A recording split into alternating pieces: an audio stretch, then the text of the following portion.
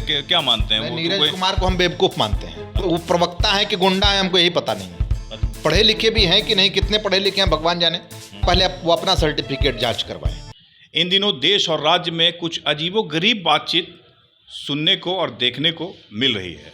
अभी कुछ दिन पहले, 1-2 दिन पहले मैंने देखा कि जगदेव प्रसाद के जो पुत्र हैं नागमणि जी, गजब टाइप का उनका जो है पैतरा हो रहा है, वो ललुआ करके बात कर रहे हैं।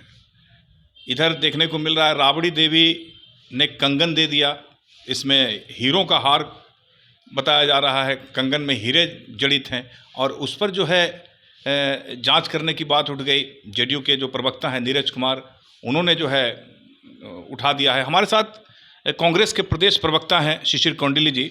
बात करेंगे कि सर आखिर ये सब चल क्या रहा है। लोग उल जुलूल साधु यादव शहाबुद्दीन के बारे में अल बल बोल रहे हैं, जो कभी नतमस्तक हुआ करते थे। इधर आपने देखा कि जगदेव बाबू के जो है पुत्र हैं नागमणि, वो अजीबोगरीब बयान दे रहे हैं, पूरा एकदम अजीब तरह का, मतलब सोच से परे। और इधर राबड़ी देवी के कार्यक्रम में राबड़ी देवी ने एक कलाकार को कंगन दे दिया, उसको लेकर एकदम उठापटक मचा हुआ है। बताइए तो। देखिए, बहुत सारे सवाल हैं। इधर के दिनों में मैं देख पा रहा हूँ कि कुछ जो राजनीति में सीनियर माने जा रहे थे, वो अब अनुशासन उनके अंदर नहीं रहा। राजनीति में मतभेद होता है। मान लिया मेरी वैचारिक स्थिति दूसरी हो सकती है, आपकी वैचारिक स्थिति दूसरी हो सकती है, लेकिन कम से कम संबंधों का एक मिजाज होता है। और वो कहते हैं ना, बड़ा अच्छा शेर है कि दुश्मनी जमकर करो, मगर ये गुंजाइश रहे कि जब कभी हम दोस्त बन जाएं तो शर्मिंदा ना हो। तो इस गुंजाइश में भी स्थिति नहीं है अभी के दौर में। अब जो जिस भाषा की बात आप कर रहे हैं, आपने भी सुना होगा। क्या नहीं, हमने भी सुना है। क्या नागमणि जी की भाषा ऐसी होनी चाहिए? वो जगदेव बाबू के पुत्र हैं। जगदेव बाबू जो है वो बिहार के लेनिन कहे जाते थे। लालू यादव हमेशा उनके नाम को जो है, और लालू जी ने उनको हमेशा सम्मान दिया। लालू जी के दफ्तर में हमेशा जगदेव बाबू की जयंती मनाई गई। और कभी ये भी थे लालू जी के साथ, नागमणि जी भी थे लालू जी के साथ, और लालू जी की कृपा से मंत्री भी रहे, इनकी पत्नी भी मंत्री रहीं। तो कुल मिलाकर के, और अब जो है कुछ मिल जाए, कुछ पा लें, कुछ हासिल कर लें, उसके लिए इतना निचले स्तर तक गिर जाना, ये मैं प्रासंगिक राजनीति के विरुद्ध समझता हूँ। और जिस प्रकार से उनकी भाषा है, उनकी भाषा केवल लालू जी के प्रति ही नहीं है। देखिए ना, सवर्णों के लिए वो क्या बोलते रहते हैं। क्या बोले हैं? मतलब सवर्णों को केवल गाली नहीं दिया है, बाकी वो सब कुछ बोल गए हैं। या कह लीजिए एक रूप में गाली भी दे दिया है। उस हिसाब से अगर देखेंगे तो, चूंकि गाली तो एक मतलब जैसे बोल रहे हैं तो भाजपा के समर्थन में वो बोल रहे हैं, नहीं भाजपा के सपोर्ट में ही बोल रहे हैं। लेकिन उनको ये नहीं पता कि जो वो बोल रहे हैं वो भले ही समर्थन उनको लग रहा हो, लेकिन इसके कारण भाजपा का नुकसान ही हो रहा है।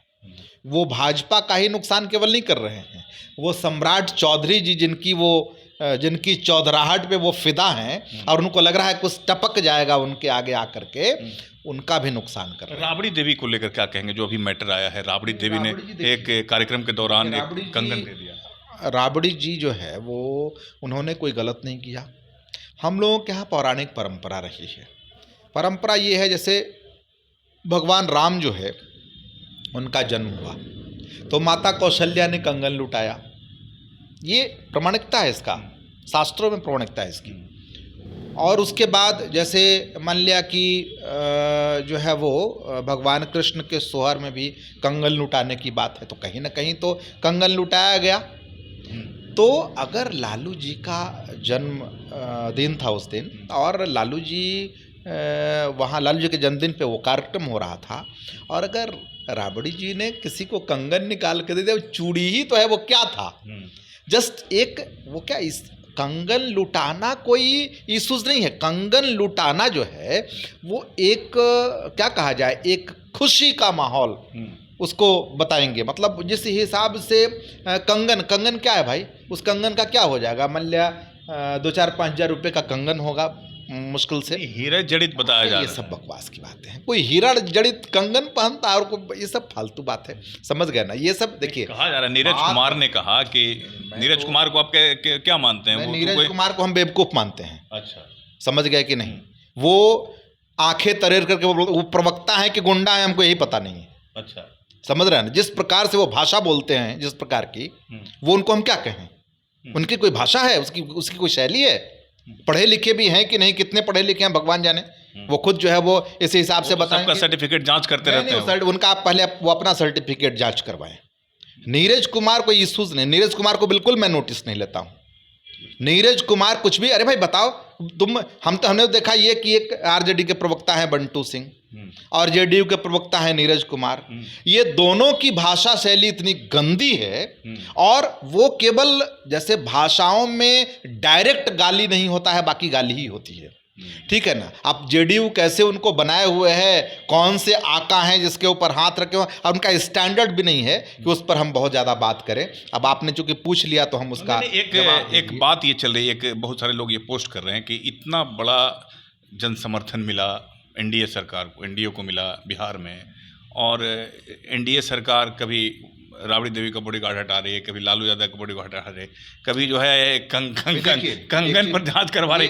तो ये विकास के लिए मिला था, कोई ये सब करने के लिए? ये एक पोस्ट मतलब लोग कर रहे हैं, इसको सही कर रहे हैं। जैसे कि लोगों का सुरक्षा की जिम्मेदारी जो है, लोगों का जो आरोप है, किसी भी व्यक्ति की, आम हो या खास, मिर्जा साहब, किसी भी व्यक्ति की सुरक्षा की जिम्मेदारी, संवैधानिक जिम्मेदारी सरकार की है। अगर वहाँ से सुरक्षाकर्मी वापस कर दिए गए और सरकार ने कोई इनिशिएटिव नहीं लिया, ये जिम्मेदारी किसकी बनती है? अगर कुछ अनहोनी हो जाएगा तो कौन जिम्मेदार होगा? पूरी तरह सरकार जिम्मेदार होगी। चीज़ों को समझिए, ये मैं नहीं कह रहा हूँ, ये कोर्ट कहता है कि हर एक व्यक्ति की, इस प्रदेश में कोई भी व्यक्ति है, उसके सुरक्षा की जिम्मेदारी सरकार की होती है। और सरकार, वो तो हाई प्रोफाइल व्यक्ति हैं, जैसे नेता प्रतिपक्ष हैं, लालू जी भी पूर्व मुख्यमंत्री हैं, तो और भी कई केंद्रीय मंत्री रहे, जो है इस प्रकार का है मामला। अब उनके सुरक्षा की जिम्मेदारी तो सरकार को निभानी चाहिए, ये संवैधानिक व्यवस्था है। ऐसा कभी देखने को मिला? अभी आखिरी सवाल करेंगे, कैसे देखते हैं इस सरकार को? किस तरह का मतलब इनका चाल चलन किस तरह का चल? ये सरकार बिल्कुल अराजक तरीके से चल रही है। सरकार का आप देखिए ना, हर तरीके से विरोधियों का दमन करना, गुंडई करना, खास तौर से देखिए ना मध्य प्रदेश में क्या हुआ, और झारखंड का उदाहरण देख लीजिए। एक बीजेपी के उम्मीदवार को, बिहार सरकार की बात कर रहे हैं। हाँ, तो बिहार सरकार में जो स्थिति हो, देखिए ना, अभी संवेदक हर जगह जो है वो मीटिंग कर रहे हैं। क्यों भाई? वित्त विभाग ने चिट्ठी दी है, ट्रेजरी को कोई पेमेंट नहीं होगा, इंफ्रास्ट्रक्चर बिल्कुल शून्य हो गया है। सरकार 12,000 करोड़ लोन ली है, आरबीआई ने सैंक्शन किया है। तो अभी जो स्थिति है, पेंशन और वेतन के लिए पैसे नहीं है, जो उच्च शिक्षा के, तो क्या ध्यान भटकाने के लिए ये सब किया जा रहा है? ये सब चीजें केवल पब्लिसिटी स्टंट है, और जो मूल समस्या जनता की है, उस समस्याओं से अलग ध्यान हट जाए जनता का इन सब चीजों पे। और कुछ मीडिया कर्मी इसमें एक साजिश के तहत उसमें शामिल हो गए। जैसे वो जितने चैनल्स हैं, जितने अखबार हैं, हम तो देख रहे हैं 2014 से पहले अखबार या टेलीविज़न की धारा जो है वो हमेशा सत्ता के विपरीत चलती थी। लोकतंत्र का फोर्थ पिलर वो कहा जाता था। लेकिन आज के दौरान तो हमको अखबार देखने का मन नहीं करता है साहब। एक आध अखबार को अगर माइनस कर दिया जाए तो लगता है गीता पाठ कर रहा है सरकार का। अब सरकार का मुखपत्र वही हो गया। टेलीविज़न चैनल्स में आप देखिए ना, हम कल एक टेलीविज़न डिबेट में थे और वहाँ जब हमने ब्लॉक्स के भ्रष्टाचार की बात की कि किस प्रकार से रेट्स में इजाफा किया है अंचलाधिकारी और राजस्व कर्मियों ने, तो वो एंकर जो है सवाल हमसे और इंटरप्शन मैंने कर रहा है, इंटरप्ट कर रहा है कि आपने आंदोलन क्यों नहीं किया, फलाना क्यों नहीं किया। अरे भाई क्या कर रहे हो तुम, क्या सवाल पूछ रहे हो, आंदोलन क्यों नहीं किया? कोई मतलब विजय सिन्हा जी ने हाथ लगाया और विजय सिन्हा जी किनारे हो गए, और जिसको सस्पेंड किया इस सरकार ने उसका सस्पेंशन वापस कर लिया। और आप भ्रष्टाचार के खिलाफ विलिंग की बात करते हैं सरकार की।